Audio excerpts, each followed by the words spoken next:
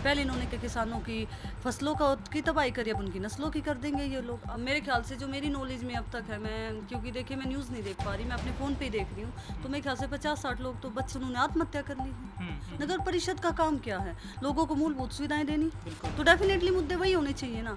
मैं ये कह रही हूँ नरेश कौशिक जी को कि लठ रखो बीच में, अब डिबेट पे आओ, फिर देखते हैं जनता किसको ये मारती है। मैं चैलेंज कर रही हूँ, मैं जो वर्तमान में विधायक उनको भी चैलेंज कर रही हूँ, जो पूर्व में रहे हैं उनको भी कर रही हूँ, और शीला राठी को भी कर रही हूँ, पर कोई आ ही नहीं रहा। मेरा विज़न बिल्कुल क्लियर है, मैंने क्या किया है, मैं उसके आधार पे वोट मांग रही हूँ, मैं क्या करना चाहती हूँ, मैं उसके आधार पे वोट मांग। तो ऐसा तो नहीं होगा कि पब्लिक जिता तो महिला प्रत्याशी ने दे और कुर्सी का पावर का जो इस्तेमाल है फिर वो पुरुष करने देखिए, लगे।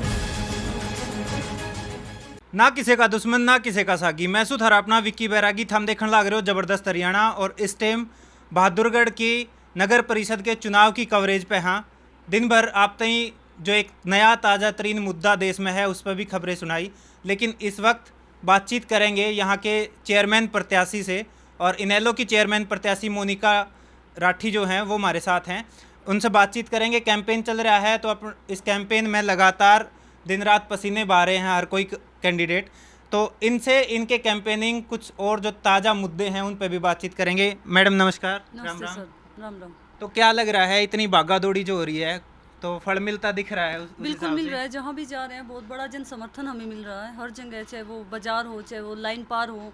लाइन पार में तो स्थिति बहुत चेंज है, बहुत खिलाफत है रवि खत्री जी की।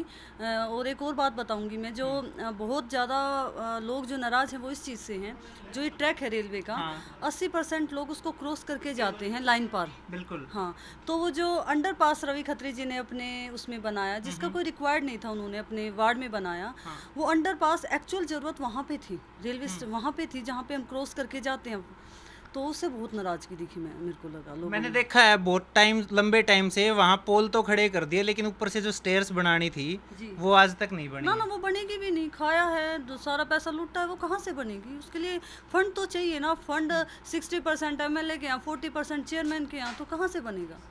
तो आपने क्या लगा है कांग्रेस की सिचुएशन किसी है आज के दिन, क्योंकि पूर्व प्रत्याशी है वो भी कैंपेन देखिए, में दिख नहीं कांग्रेस रहे। तो बिल्कुल जीरो है, क्योंकि इस कदर हालत हो गई है कि कांग्रेस पार्टी ने तो अपना सिंबल भी नहीं दिया। अगर थोड़ा भी उनको दमदार अपना प्रत्याशी लगता या सिचुएशन लगती तो डेफिनेटली वो सिंबल देते। दमदार प्रत्याशी की अगर बात करें तो मैम आपका वीडियो देखा और पब्लिक ने भी देखा, मोनिका राठी मैडम इनेलो से चेयरमैन प्रत्याशी हैं और सरेआम चैलेंज करा था कि जितने भी चेयरमैन प्रत्याशी बहादुरगढ़ से हैं वो खुले मंच पे बहादुरगढ़ की समस्याओं ने लेके डिबेट करें, बातचीत करें, लेकिन अब तक कोई चैलेंज एक्सेप्ट करने कोई नहीं मिला? आया भैया, धर्म और जाति और पार्टीवाद पे ये लोगों को मतलब बहका रहे हैं, और कुछ भी नहीं हो रहा। ये कंपेनिंग कर रहे हैं तो जय श्री राम, जय श्री राम। अरे ये एमपी वो एमएलए का मतलब ये प्रधानमंत्री का चुनाव नहीं है ना, सीएम का चुनाव है। ये ताजी स्थिति है, शहर का चुनाव है। हमें मुद्दे वो उठाने चाहिए जो हमारे शहर के मुद्दे हैं। नगर परिषद का काम क्या है? लोगों को मूलभूत सुविधाएं देनी, तो डेफिनेटली मुद्दे वही होने चाहिए ना। मैं चैलेंज कर रही हूँ, मैं जो वर्तमान में विधायक उनको भी चैलेंज कर रही हूँ, जो पूर्व में रहे हैं उनको भी कर रही हूँ, और शीला राठी को भी कर रही हूँ, पर कोई आ ही नहीं रहा। कोई प्रत्याशी किसी की तरफ से भी कोई उल्टे सीधे बयानबाजी कर रहे हैं कि ये लोग आए तो इनको लठ मारो। मैं ये कह रही हूँ नरेश कौशिक जी को कि लठ रखो बीच में, अब डिबेट पे आओ, फिर देखते हैं जनता किसको ये मारती है। अच्छा, जी चैलेंज फिर से एक बार बिल्कुल, मैं तो एवरीडे दे लठ रही के हूँ। साथ इस बार। बिल्कुल ठीक है, तो देखते हैं, चलो यो लठ ना लगे, लेकिन इस बार इलेक्शन में जनता किस हिसाब से लठ का इस्तेमाल करेगी इस चुनाव में, वो देखने की बात है। एक ताज़ा मुद्दा इस वक्त देश में है, हाँ जी। और देश एक बार फिर मतलब आंदोलन की आग में झुलसने तैयार है। मुद्दा है अग्निपथ, एक योजना लागू करी गवर्नमेंट ने। हरियाणा ही नहीं, पूरे देश के जो युवा सेना में भर्ती होने का सपना देखा करते, जिनकी लाइफ उन्होंने अपनी तैयारी में गुजार दी कि एक दिन हमारा सपना पूरा होगा, देश की सेवा करेंगे, तो उनको अब एक 4 साल का पैकेज देने लगे। 4 साल की नौकरी करो आर्मी में, फिर रिटायरमेंट ले लो। ये भैया एक तरह से क्लियर है, ये ठेकेदारी प्रथा को बढ़ावा दे रहे हैं कहीं ना कहीं। वो बच्चे मेहनत करते थे, और हरियाणा के तो बहुत बच्चे जाते थे इस चीज़ में। पहले इन्होंने के किसानों की फसलों की तबाही करी, अब उनकी नस्लों की कर देंगे ये लोग। आप ये देखिए ना, जो अभी पीछे जिन्होंने टेस्ट दिया, जिनका फिजिकल सब कुछ क्लियर हो गया, हाँ जी। अब वो बच्चे जो टेस्ट के उसमें बैठे थे वो तो ओवर एज हो गए। अब जो ये नया कानून लागू करेंगे इसमें तो वो भागीदारी अपनी का दिखा ही नहीं सकते। तो ये तो बहुत नुकसान है बच्चों के लिए। और सिक्योरिटी रहती थी बच्चों को कि इन केस अगर वहाँ पे बॉर्डर पे या कहीं भी उनको कुछ हो जाता है तो उनके पेरेंट्स हैं, उनकी वाइफ है, भाई है, सब कुछ है, वो एटलीस्ट सिक्योर हैं। ये सच में बहुत ही बुरा कानून है और मैं तो इसकी निंदा करती हूँ। इस 4 साल के एवज में भी अगर वहाँ पे शहीद हुए हैं तो 44 लाख का पैकेज देने की बात हुई है। पता नहीं भैया, मेरे को तो यही लगता है कि ठेकेदारी प्रथा को बढ़ा रहे हैं और लोगों के भावनाओं से खिलवाड़ कर रहे हैं। 4 साल बाद वो क्या करेंगे ये बताइए। बड़ा सवाल है और इसी सवाल ने लेके आज देश के युवा भी प्रदर्शन में हैं। बिल्कुल होना चाहिए। मैं तो खुद उनके साथ खड़ी हूँ इस चीज़ में। और मेरे ख्याल से जो मेरी नॉलेज में अब तक है, मैं क्योंकि देखिए मैं न्यूज़ नहीं देख पा रही, मैं अपने फ़ोन पे ही देख रही हूँ, तो मेरे ख्याल से 50-60 लोग तो बच्चे उन्होंने आत्महत्या कर ली है। तो क्योंकि डिप्रेशन भैया इतना, कहीं बेरोजगारी इस सीमा पे है कि मतलब दयनीय स्थिति है बच्चों की। बिल्कुल, आज दिन में भी एक केस रोहतक पीजीआई से सामने आया कि एक और युवक ने इस कड़ी में आत्महत्या करके अपनी जान गंवा दी है क्योंकि वो भी ओवर एज हो गया था और इस भर्ती की वेट में था। तो मैडम, जिस तरीके से सरकार की नीतियां ऊपर आ रही हैं और नीचे से जो कैंडिडेट हैं वो वोट मांग रहे हैं सरकार के कामों को दिखा के मोदी के नाम पे, तो आपने क्या लगा है कि देखिए मुझे लगता है ये 370 दिखा रहे हैं बहादुरगढ़ शहर में। 370 ठीक है, हटी है, हम भी उसका सम्मान करते हैं उस बात का, पर मैं कह रही हूँ कि ये निकाय के चुनाव है, यहाँ पे सिर्फ मौजूदा जो सिचुएशन है बहादुरगढ़ की उस पर बात की जाए। आप बताइए क्या मैं गलत बोल रही हूँ? या जो पिछले बोर्ड में हुआ उस पर बात की जाए, या फिर जो नए कैंडिडेट हैं वो ये बताएं कि वो क्या करना चाहते हैं। मेरा विज़न बिल्कुल क्लियर है, मैंने क्या किया है, मैं उसके आधार पे वोट मांग रही हूँ, मैं क्या करना चाहती हूँ, मैं उसके आधार पे वोट मांग रही हूँ। बिल्कुल। और जनता की बात करें, आप हर जगह घूम रही हो तो लगातार और कुछ नए वादे ऐसे या नए बिल्कुल, मैं एक मुद्दे। वादा करूंगी। देखिए जो हमने घोषणा पत्र बनाया था वो हमने जो अपने नज़रिए से समस्याएं देखी थी उसके आधार पे बनाया था। अब जैसे मैंने लाइन पार के दौरे किए, मैंने ये महसूस किया कि लाइन पार शहर से काफ़ी दूर हो जाता है, गरीबी वहाँ पे ज़्यादा है, तो लोग ट्रांसपोर्ट का भी अगर खर्चा लगाएं, अपना कुछ काम कराने आए, क्योंकि नगर परिषद में देखिए काम तो हुआ नहीं, तो 100-200 रुपये तो उनके दिन के टूट जाने हैं भैया। जिस घर में 100-200 रुपये की दिन की इनकम नहीं होती, उनके लिए मैंने ये फैसला लिया है कि अगर हम चेयरपर्सन बन जाते हैं तो एक मिनी नगर परिषद का ऑफिस हम लाइन पार में खोलेंगे ताकि वहाँ के लोगों को यहाँ पे आना ना पड़े। एक मिनी नगर परिषद का ऑफिस लाइन पार के लिए, क्योंकि अब तक देखा गया है कि लाइन पार से दोगला सा व्यवहार किया गया, सोतेला सा। जी। तो वैसे अब की बार तो दोगला व्यवहार पूरे शहर के साथ हुआ। अच्छा, फंड पूरा था, बहुत था, मैं तो खुल के कह रही हूँ, फंड बहुत था।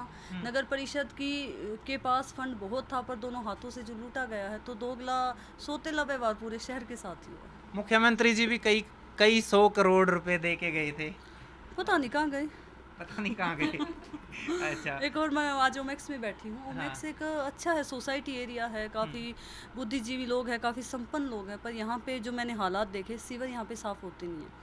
इतनी सी छोटी सी बारिश ये एरिया सहन नहीं कर पाता, और यहाँ पे हार्ड वाटर आता है, पानी की इतनी बुरी समस्या है। ये बोलते हैं, अभी मेरी बात हो रही थी लोकल लोगों से, मैंने प्रॉपर बात की, का टाइम दिया, तो ये कह रहे हैं कि हम कपड़े की जोड़ी लेते हैं ना, 5,000 का भी ले तो वो 2 महीने चलता नहीं है, पानी का इतना बुरा हाल है।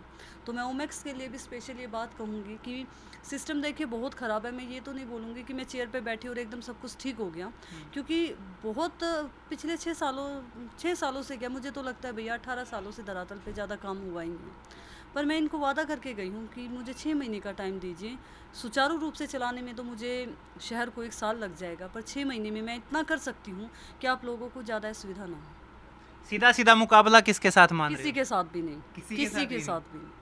तो इस बार चेयरमैन की जो कुर्सी है, बिल्कुल मोनिका राठी।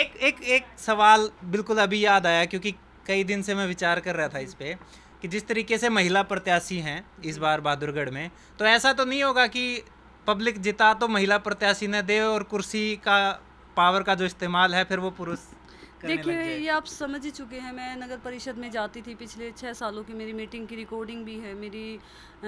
ऐसा कुछ नहीं है कि मैं अपने आप को काबिल समझती हूँ इस चीज़ की जिम्मेदारी उठाने के लिए, इसीलिए मैं इस क्षेत्र में आई हूँ। हाँ, एक हेल्प की बात मैं मानती हूँ, मुझे हो सकता है पूर्व में विधायक रहे मेरे ससुर जी, उनकी भी हेल्प लेनी पड़े, क्योंकि वो बहुत एक्सपीरियंस्ड हैं।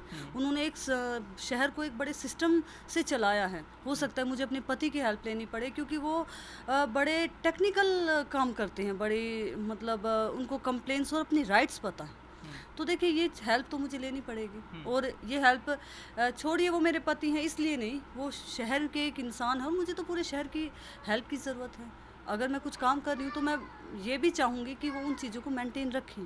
तो पर हेल्प की तो मुझे पूरे शहर की ज़रूरत है, बट मैं अपने आप को इतने काबिल समझती हूँ कि मैं इस कुर्सी को बहुत अच्छे से संभाल सकती हूँ। बिल्कुल, धन्यवाद मैम। Thank you. ये बात कर रहे थे हम चेयरमैन प्रत्याशी इनेलो से मोनिका राठी जी से, और एक तो दबंगी या फिर जो नीडर और ताकतवर प्रत्याशी की बात आवा है, वो उस चैलेंज से आवा है कि वो बहादुरगढ़ की समस्याओं और मुद्दों ने लेके सरेआम चैलेंज करे हैं कि कोई भी आके बातचीत करे, लेकिन अब तक कोई बातचीत करने आया नहीं है। और दूसरी बात, उन्होंने ये भी सरासर कह दिया है कि ऐसा नहीं होगा कि प्रत्याशी मैं हूँ और चेयरमैन ही कोई और करेगा। तो वो खुद ने इतना सक्षम भी माने, काबिल भी माने हैं। अब देखना ये है कि बहादुरगढ़ की जनता कितना विश्वास कितना प्यार इन देवेगी, और इस बार के चुनाव के इलेक्शन देखने की बात होंगे। तो हम देखते रहियो ज़बरदस्त हरियाणा। इस वीडियो ने लाइक शेयर कर दियो, यूट्यूब पे सब्सक्राइब कर लियो, फेसबुक पेज फॉलो कर लियो। कैमरे के पीछे हिमांशु, राम राम।